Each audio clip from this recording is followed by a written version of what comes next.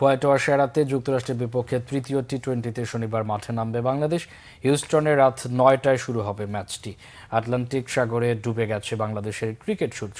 টি-20 ক্রিকেটের ১৯তম দল যুক্তরাষ্ট্রের কাছে পরপর ২ ম্যাচ হেরেছে টাইগাররা, যাদের না আছে ক্রিকেট কাঠামো, না আছে ঐতিহ্য। স্বাগতিক হওয়ায় বিশ্বকাপ খেলেছে মার্কিনিরা। দলের অধিকাংশ ক্রিকেটারই বিভিন্ন দেশ থেকে জড়ো করা। বিশ্বকাপের প্রস্তুতি নিতে স্বাগতিক যুক্তরাষ্ট্রকে বেছে নিয়েছিল বিসিবি, যাতে নবীন ইউএসএ এর বিপক্ষে জয় নিয়ে আত্মবিশ্বাস বাড়িয়ে হাসতে পারে মূল মঞ্চে। তবে পরপর ২ পরাজয়ে শান্ত সাকিব রিয়াদরা ক্রিকেট বিশ্বেই এখন হাসির পাত্র। আত্মবিশ্বাস তলানিতে ঠেকেছে। দ্বিতীয় ম্যাচ হেরে ছুঁয়েছে লজ্জার মাইলস্টোন। আন্তর্জাতিক টি-20 ক্রিকেটে প্রথম দল হিসেবে ১০০ ম্যাচে হারল বাংলাদেশ।